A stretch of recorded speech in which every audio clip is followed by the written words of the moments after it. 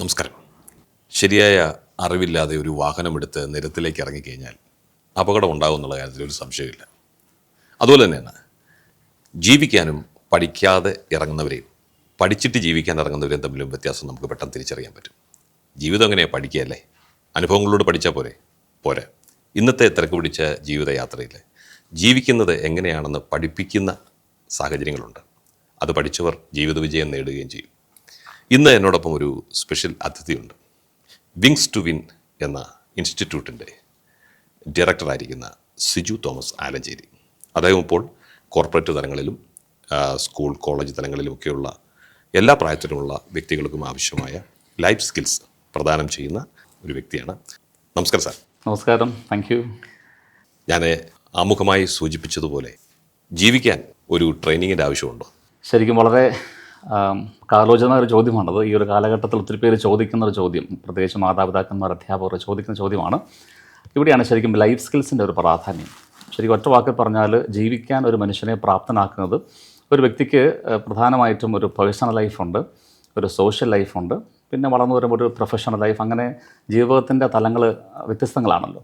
ഇവിടെ എവിടെയും എല്ലായിടത്തും ശരിക്കും ഒരു മനുഷ്യനെ ഒരു നല്ല മനുഷ്യനായിട്ട് അവനെ ജീവിക്കാൻ പ്രാപ്തനാക്കുന്ന ചില സ്കിൽസ് ഉണ്ട്, ചില ക്വാളിറ്റീസ്. അപ്പം അതിൻ്റെ പേരാണ് ലൈഫ് സ്കിൽസ്. ഇപ്പം വേൾഡ് ഹെൽത്ത് ഓർഗനൈസേഷനൊക്കെ പറയുന്ന ആഗോളതലത്തിൽ നമ്മൾ ഡിസ്കസ് ചെയ്യുന്ന ഒരു വലിയ വിഷയം തന്നെയാണ് ലൈഫ് സ്കിൽസ്. ഒറ്റ വാക്കിൽ പറഞ്ഞാൽ ജീവിക്കാൻ മനുഷ്യനെ പ്രാപ്തനാക്കുന്ന life skills leads to likeability. വളരെ പ്രിയപ്പെട്ട, ഇഷ്ടപ്പെട്ട, നല്ലൊരു മികച്ച ജീവിതം കാഴ്ചവെക്കാൻ നമ്മുടെ ഈ തലമുറയെ പ്രാപ്തരാക്കുന്ന ഒരു പ്രധാനപ്പെട്ട സ്കില്ലുകളാണ്, ക്വാളിറ്റീസാണ് ലൈഫ് സ്കിൽസ്. അങ്ങനെയാണെങ്കിൽ ഞാൻ ഇടയ്ക്കൊന്ന് ഇടപെടേണ്ടതായിട്ട് വരും. ഇപ്പം ഞാനൊരു സാധാരണക്കാരുടെ ഭാഗത്തുനിന്ന് ചോദിക്കട്ടെ. അതായത് സാധാരണക്കാരറിയാൻ ആഗ്രഹിക്കുന്ന ഒരു ചോദ്യമുണ്ട്. സാറിൻ്റെ ഇൻസ്റ്റിറ്റ്യൂട്ട് ലൈഫ് സ്കിൽസും സോഫ്റ്റ് സ്കിൽസും പഠിപ്പിക്കുന്നു. ഇത് തമ്മിലുള്ള വ്യത്യാസം എന്താണെന്ന് സത്യത്തിൽ പലർക്കും അറിയില്ല. അതൊന്ന് ആദ്യം വിശദീകരിക്കാമോ? ശരിക്കും പറഞ്ഞാൽ ലൈഫ് സ്കിൽസ്, സോഫ്റ്റ് സ്കിൽസ് ഏതാണ്ട് ഒരുപോലെയാണ്, പക്ഷേ ഇത്തിരി വ്യത്യാസങ്ങളുണ്ട്. ഇപ്പോൾ ഉദാഹരണം പറഞ്ഞാൽ ഞാൻ പറഞ്ഞല്ലോ, life skills leads to likeability. ഇപ്പോൾ ലൈക്കബിലിറ്റി എന്ന വാക്കിൻ്റെ ഏറ്റവും ശുദ്ധമായ മലയാള പദം പ്രിയപ്പെട്ട, ഇഷ്ടപ്പെട്ട. ഇപ്പോൾ പ്രിയപ്പെട്ട ഒരു മകനാവുക, മകളാവുക, പ്രിയപ്പെട്ട ഒരു ഹസ്ബൻഡ് ഓർ വൈഫ് ആവുക, പ്രിയപ്പെട്ട ഒരു വിദ്യാർത്ഥിയാവുക, ഇത് ലൈക്കബിലിറ്റിയാണ്. ഇതിനെ സഹായിക്കുന്ന പേഴ്സണൽ ലൈഫിൽ വ്യക്തികളെ സഹായിക്കുന്ന സ്കിൽസ് ആൻഡ് ക്വാളിറ്റീസാണ് ലൈഫ് സ്കിൽസ്. പക്ഷേ സോഫ്റ്റ് സ്കിൽസ് നമുക്കറിയാം, ഒരു വ്യക്തിക്ക് അവരുടെ ജോലി, ബിസിനസ്, കോർപ്പറേറ്റ് മേഖലകൾ, അവരുടെ ജോലി സംബന്ധമായ ഒരു മേഖലയിൽ എക്സൽ ചെയ്യണമെങ്കിൽ, ഒരു ഗ്രേറ്റ്നെസ്സിലേക്ക് വരണമെങ്കിൽ എംപ്ലോയബിൾ ആയിട്ട് മാറണം. ഇപ്പം നമ്മുടെ കുഞ്ഞുങ്ങളെക്കുറിച്ച്, പ്രത്യേകിച്ച് മലയാളി കുട്ടികളെക്കുറിച്ച് പറയുന്ന ഒരു പ്രധാനപ്പെട്ട പരാതി ഇത് തന്നെയാണ്. അവർ എലിജിബിളാണ്, പക്ഷേ ദേ ആർ നോട്ട് എംപ്ലോയബിൾ. അതിൻ്റെ ഒരു പ്രധാനപ്പെട്ട റീസൺ അവർക്ക് വേണ്ട പ്രായത്തിൽ നമ്മൾ സ്കൂളുകളും കോളേജുകളും സോഫ്റ്റ് സ്കിൽസ് ഡെവലപ്മെൻറ്റ് കൊടുക്കുന്നില്ല, അല്ലെങ്കിൽ ഫോർമേഷൻ കൊടുക്കുന്നില്ല. അപ്പം താങ്കൾ ചോദിച്ചതുപോലെ വ്യത്യാസം ഇതാണ്. ലൈഫ് സ്കിൽസ് പേഴ്സണൽ ലൈഫിൽ ഒരു വ്യക്തിയെ കുറച്ചുകൂടി മികച്ച ലൈക്കബിളാക്കി മാറ്റുമ്പോൾ, സോഫ്റ്റ് സ്കിൽസ് ഒരു വ്യക്തിയെ അവൻ്റെ പ്രൊഫഷണൽ ലൈഫിൽ കുറച്ചുകൂടി എംപ്ലോയബിളാക്കി മാറ്റുന്നു. ഏതാണ്ട് 20 വർഷത്തിലധികമായിട്ട് ഈ മേഖലയിൽ സാർ പ്രവർത്തിക്കുന്നുണ്ട്. ഈ മേഖലയിൽ ധാരാളം പേര് പ്രവർത്തിക്കുന്നുണ്ട്. അതിനകത്ത് ഒത്തിരി കള്ളനാണയങ്ങളും ഉണ്ട്. പക്ഷേ ഈ കള്ളനാണയങ്ങളെ നമുക്ക് പെട്ടെന്ന് തിരിച്ചറിയാൻ പറ്റും. അധികം കാലം ഇവർ ഓടത്തില്ല. ഈയിടെയൊക്കെ നമ്മൾ കുറേ അധികം അങ്ങനെയുള്ള ട്രെയിനർമാരുടെ പതനം കാണുകയുണ്ടായി. പക്ഷേ ഒരു 20 വർഷത്തിലധികമായിട്ട് വളരെ സുദീർഘമായ വിധത്തിൽ കേരളത്തിൽ അങ്ങോളം ഇങ്ങോളം എന്ന് മാത്രമല്ല, ലോകത്തിൻ്റെ വിവിധ രാജ്യങ്ങളിൽ പോയി ഇത്തരം ട്രെയിനിങ്ങുകൾ എടുക്കുന്ന ഒരു വ്യക്തി എന്നുള്ള നിലയിൽ ഞാൻ നമ്മുടെ കേരളത്തിലെ കുട്ടികളെ ഒന്ന് മുൻനിർത്തി ഒരു ചോദ്യം ചോദിക്കാം. ഈ പാഠപുസ്തകങ്ങൾക്കും അപ്പുറം സ്കൂളുകളിൽ നിർബന്ധമായിട്ട് പഠിപ്പിക്കേണ്ട ഒരു ലൈഫ് സ്കിൽ എന്താണെന്നാണ് താങ്കളുടെ അഭിപ്രായം? വളരെ നല്ല ചോദ്യമാണ്. കാരണം നമ്മളെക്കാളും കുറച്ചുകൂടി പാശ്ചാത്യർ, നമ്മുടെ മലയാളി കുട്ടികൾക്ക് പ്രത്യേകിച്ചും ഒരു ഇന്ത്യൻ കൾച്ചറിൽ, പ്രത്യേകിച്ച് നമ്മുടെ കേരളത്തിൻ്റെ കോണ്ടെക്സ്റ്റിൽ ഇല്ലാത്ത ഒരു പരിശീലനം ഈ ലൈഫ് സ്കിൽസ് എഡ്യൂക്കേഷനാണ്. പ്രത്യേകിച്ച് ഒരു വെസ്റ്റേൺ കൾച്ചറിൽ കുറച്ചുകൂടി കുട്ടികൾക്ക് ചെറിയ പ്രായത്തിൽ അവർക്ക് ഈ പഠനത്തിൻ്റെ ഒരു പ്രഷറില്ല. അവർക്ക് പാഠ്യ A+ൻ്റെ അല്ലെങ്കിൽ എൻട്രൻസിൻ്റെ അങ്ങനെയുള്ള ഒരു സ്റ്റഡീസ് അവർ കുറച്ചുകൂടി എൻജോയ് ചെയ്യാൻ പറ്റുന്നുണ്ട്. കുറച്ചുകൂടി ലൈഫ് സ്കിൽസ് ഓറിയൻറ്റഡ് ആണ് അവരുടെ എഡ്യൂക്കേഷൻ പോലും. നിർബന്ധമായിട്ടും നമ്മുടെ സ്കൂളുകളിൽ കുട്ടികൾ ആദ്യം പഠിക്കേണ്ടത് കണക്കും സയൻസുമല്ല. അവർക്ക് ആദ്യം കൊടുക്കേണ്ടത് എൻട്രൻസ് കോച്ചിങ് അല്ല, അല്ലെങ്കിൽ സ്പെഷ്യൽ ട്യൂഷൻസ് അല്ല. അവർക്ക് NEP പറയുന്ന പ്രകാരം ലൈഫ് സ്കിൽസ് നിർബന്ധമായിട്ടും കൊടുക്കണം. കുട്ടികൾ ജീവിതം പഠിക്കട്ടെ, നമ്മുടെ മക്കളൊക്കെ ജീവിതം പഠിക്കട്ടെ. എല്ലാം വേണം, എൻട്രൻസും വേണം, A+ഉം വേണം, IIT സ്വപ്നങ്ങളൊക്കെ വേണം, അവർ സിവിൽ സർവീസിലേക്ക് പോകണം. പക്ഷേ ആദ്യം അവർ ജീവിതം പരിശീലിക്കണം, ജീവിതം പഠിക്കണം. ഇപ്പോൾ അങ്ങ് ചോദിച്ച ചോദ്യം ഏത് ലൈഫ് സ്കില്ലാണ്? അപ്പോൾ അങ്ങനെ പറയാനാണെങ്കിൽ 10 ലൈഫ് സ്കിൽസ് പ്രധാനമായിട്ടുമുണ്ട്. വേൾഡ് ഹെൽത്ത് ഓർഗനൈസേഷൻ പരിശീലിക്കാൻ പറയുന്ന, NEP പറയുന്ന ഒരു 10 കോർ ലൈഫ് സ്കിൽസ് ഉണ്ട്. പ്രത്യേകിച്ചും അങ്ങ് ചോദിച്ചതുപോലെ വിദ്യാർത്ഥികളുടെ ഒരു കോണ്ടെക്സ്റ്റിൽ അവർക്ക് ഒരു എമ്പതി അത്യാവശ്യമാണ്. കമ്മ്യൂണിക്കേഷൻ സ്കിൽ, മാന്യമായി, മധുരമായി, മനോഹരമായി, ആത്മവിശ്വാസത്തോടെ സംസാരിക്കാൻ നമ്മുടെ കുട്ടികൾക്ക് അറിയണം. പിന്നെ ഇപ്പോൾ ഒരു വിഷയമാണല്ലോ ഇപ്പോൾ ലഹരി അല്ലെങ്കിൽ ആൺപെൺ സൗഹൃദങ്ങൾ അതിർവിടുന്നു, ഒരുപാട് പ്രശ്നങ്ങൾ. നമ്മുടെ കുഞ്ഞുങ്ങൾക്ക് ആരെയാണ് ഫ്രണ്ട്ഷിപ്പിൽ സെലക്ട് ചെയ്യാൻ അറിയില്ല. ഇതെല്ലാം ഒരു ക്രിട്ടിക്കൽ തിങ്കിങ്ങിൻ്റെ ഒരു അഭാവമാണ്, അഥവാ lack of critical thinking, decision making skill. നമ്മുടെ കുഞ്ഞുങ്ങളെ പഠിപ്പിക്കണം ആരോട് നോ പറയണം, നോ പറയേണ്ടവരോട്, നോ പറയേണ്ട വ്യക്തികളോട്, സാഹചര്യങ്ങളോട് നോ പറഞ്ഞ് അകന്നു നിൽക്കാൻ നമ്മുടെ കുഞ്ഞുങ്ങൾക്ക് ഒരു ഡിസിഷൻ മേക്കിംഗ് സ്കിൽ, ഒരു ലൈഫ് സ്കില്ലാണ്. ക്രിട്ടിക്കൽ തിങ്കിങ് അതൊരു ലൈഫ് സ്കില്ലാണ്. ഇനി മാതാപിതാക്കന്മാരോട്, അധ്യാപകരോട്, മുതിർന്നവരോട്, കൂട്ടുകാരോട്, ഓപ്പോസിറ്റ് സെക്സിനോട് എങ്ങനെ സംസാരിക്കണം, എങ്ങനെ ബിഹേവ് ചെയ്യണം, അതൊരു ഇൻ്റർ പേഴ്സണൽ റിലേഷൻഷിപ്പാണ്. അങ്ങനെ ഒരു 10 ലൈഫ് സ്കിൽസാണ് ശരിക്കും നമ്മുടെ കുട്ടികൾക്ക് ഏറ്റവും പ്രധാനമായിട്ട് NEP നിർദ്ദേശിക്കുക. ബട്ട് അൺഫോർച്ചുനേറ്റ്ലി നമ്മുടെ സ്കൂളുകളിലും നമ്മുടെ സ്ഥാപനങ്ങളിലും ഒന്നും ഇതിനൊരു പ്രാധാന്യം കൊടുക്കുന്നില്ല, കിട്ടുന്നില്ല എന്നുള്ളത് വളരെ സങ്കടകരമായ ഒരു കാര്യം കൂടിയാണ്.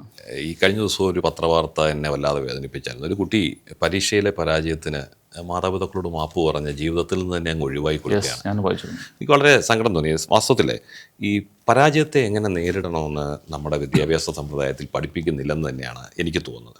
ഇപ്പോൾ സാറിൻ്റെ ഇൻസ്റ്റിറ്റ്യൂട്ടിൽ ഈ സ്ട്രെസ് മാനേജ്മെൻറ്റ് എന്ന് പറഞ്ഞൊരു പരിപാടി ഉണ്ടാവും ഞാൻ വിശ്വസിക്കുകയാണ്. തീർച്ചയായിട്ടും. നമ്മൾ പണ്ട് ഈ ഇവൻറ്റ് മാനേജ്മെൻ്റ് എന്നും മണി മാനേജ്മെൻ്റ് എന്നും അങ്ങനെ പല മാനേജ്മെൻറ്റ് കേട്ടിട്ടുണ്ട്. ഈ സ്ട്രെസ് മാനേജ്മെൻറ്റ് ഇതെങ്ങനെ ഫലവത്തായിട്ട് ചെയ്യാമെന്ന് എനിക്കറിഞ്ഞുകൂടാ, പക്ഷേ താങ്കൾക്ക് അത് അറിയാമായിരിക്കും. പക്ഷേ ഞാൻ ചോദിക്കുന്നത് ഈ സ്ട്രെസ് മാനേജ്മെൻ്റ് എന്ന് പറയുന്നത് ഈ സമ്മർദ്ദം ഒഴിവാക്കലാണോ അതോ സമ്മർദ്ദത്തോടൊപ്പം വിജയകരമായി ജീവിക്കേണ്ടത് എങ്ങനെയാണെന്ന് പഠിപ്പിക്കലാണ്? എന്താണ്?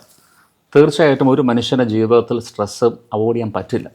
അപ്പോൾ നമുക്കെല്ലാ മനുഷ്യർക്കും, കുട്ടികൾക്ക് മാത്രമല്ല എല്ലാ മനുഷ്യർക്കും, ഏത് ജീവിതാന്തസ്സിലും, ഏത് ഹൈലി പ്രൊഫഷണലി ഏറ്റവും വെൽ എക്വിപ്ഡ് ആണെങ്കിലും, വളരെ അക്കാഡമിക്കലി ബ്രില്യൻ്റ് ആണെങ്കിലും, സ്കോളേഴ്സ് എല്ലാവർക്കും ഈ സ്ട്രെസ് ഉണ്ട്. അത് കൊച്ചുകുട്ടികൾക്ക് മുതൽ വലിയവർക്ക് വരെ. അപ്പോൾ സ്ട്രെസ്, അതുകൊണ്ടാണല്ലോ രസകരമായിട്ട് പറയാറുണ്ട്, സ്ട്രെസ് അവോയ്ഡൻസ് വർക്ക്ഷോപ്പ് എന്നൊരു പ്രോഗ്രാം ഇല്ല. പക്ഷേ സ്ട്രെസ് മാനേജ്മെൻറ്റ് വർക്ക്ഷോപ്പുകളുണ്ട്. അതാ ചെയ്തുകൊണ്ടിരിക്കുക. കാരണം സ്ട്രെസ്സിനെ ഒരിക്കലും അവോയ്ഡ് ചെയ്യാൻ പറ്റില്ല. അതൊരു ശരിക്കും ഒരു വളരെ പ്രധാനപ്പെട്ട, വളരെ പ്രധാനപ്പെട്ട ഒരു ഘടകമാണ് നമ്മുടെ ജീവിതത്തിൽ. ഇപ്പോൾ സ്ട്രെസ്സ് വരും തോറും നമ്മൾ കുറച്ചുകൂടി പ്രാക്ടീസ് കൂട്ടണം. ഉദാഹരണം പറഞ്ഞാൽ, ഇപ്പോൾ നാളെ നടക്കുന്നൊരു പരീക്ഷയിൽ ഇന്ന് വിദ്യാർത്ഥികൾക്ക് ഒരു സ്ട്രെസ് ഉണ്ടാകണം.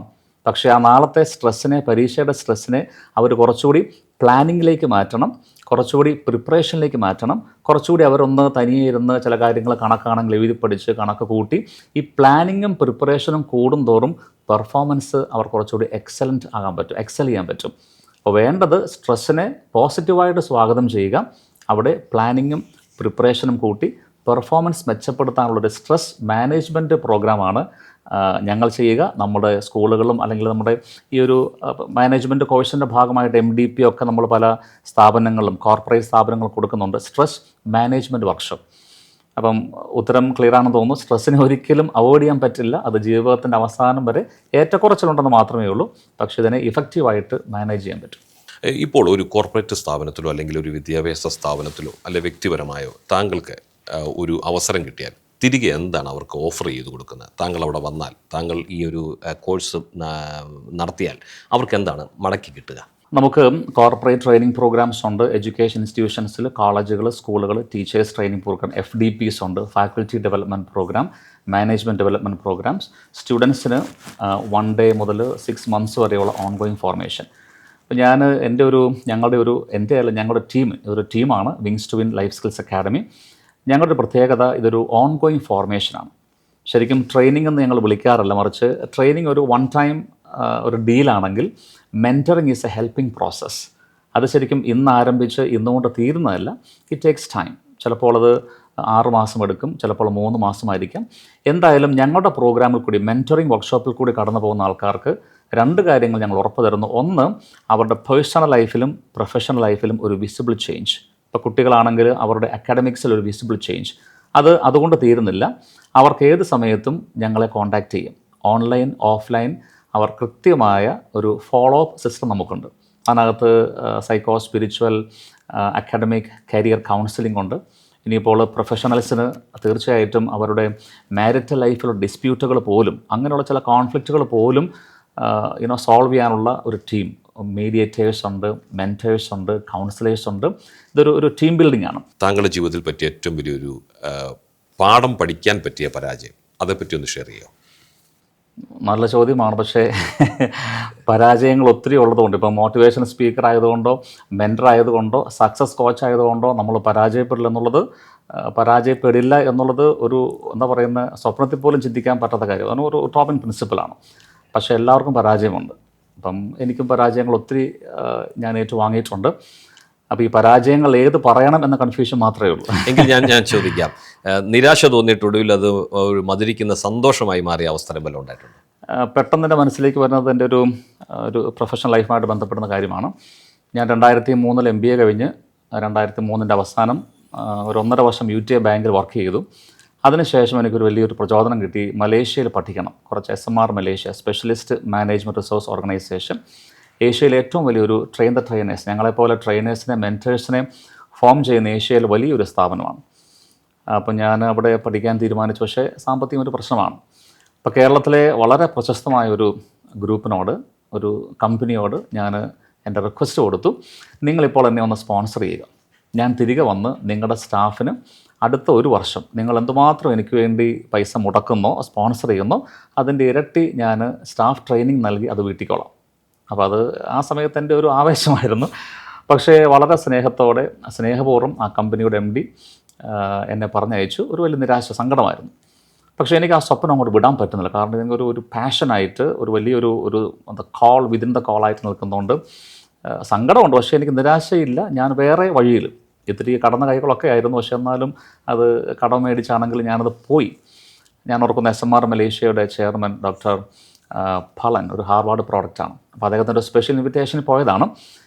തിരിച്ചു വന്ന് എനിക്ക് സന്തോഷം തോന്നുന്ന കാര്യം, കഴിഞ്ഞ മാസം വരെ അല്ലെങ്കിൽ ഈ വർഷം വരെ എന്നെ പോസിറ്റീവായിട്ട് അല്ലെങ്കിൽ സ്നേഹത്തോടെ മാറ്റി നിർത്തിയ ആ ഒരു സ്ഥാപനത്തിന് വേണ്ടി ആ സ്ഥാപനത്തിൻ്റെ പല സ്ഥാപനങ്ങളിലും സ്റ്റാഫിന് ട്രെയിനിങ് പ്രോഗ്രാം കൊടുക്കാൻ ഒരു വലിയ ദൈവാനുഗ്രഹമാണ്.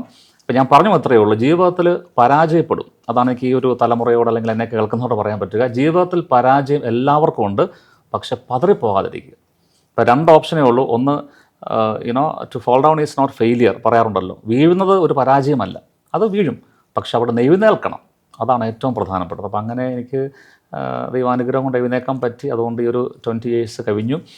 അതൊരു വലിയൊരു സന്തോഷം തരുന്ന ഒരു നിമിഷമായിട്ട് ഞാനിപ്പോഴും അങ്ങ് ചോദിച്ചപ്പോൾ പെട്ടെന്ന് മനസ്സിൽ വന്ന ഒരു ചിന്തയാണത്. തളരും, പരാജയപ്പെടും, പക്ഷേ പതറിപ്പോകാതെ മുൻപോട്ട് പോകണം. ഏതായാലും ഈ ഒരു സെഷൻ വളരെ അനുഗ്രഹീതമായിരുന്നു എന്ന് തന്നെ ഞാൻ വിശ്വസിക്കുകയാണ്. ഏതായാലും ഈ പ്രോഗ്രാം കാണുന്ന ആർക്കെങ്കിലും, ഒരു കോർപ്പറേറ്റ് സ്ഥാപനങ്ങൾക്കോ സ്കൂളുകൾക്കോ വ്യക്തികൾക്കോ ശ്രീ സിജു തോമസിൻ്റെ സേവനം ആവശ്യമുണ്ടെങ്കിൽ തീർച്ചയായും അദ്ദേഹത്തെ ബന്ധപ്പെടാം. അദ്ദേഹം നിങ്ങളെ സഹായിക്കും. ഏതായാലും ഇവിടെ വരുവാനും ഇത്രയും കാര്യങ്ങൾ പങ്കുവയ്ക്കാനും താങ്കൾ കാണിച്ച മനസ്സിനെ ഞങ്ങൾ നന്ദി പറയുന്നു. ജീവിതത്തിൽ തുടർന്നും അനേകരെ സഹായിക്കുന്ന കരങ്ങളാക്കി താങ്കളുടെ കരങ്ങളെ ദൈവം രൂപപ്പെടുത്തട്ടെ എന്നും പ്രാർത്ഥിക്കുന്നു. നന്ദി. Thank you so much.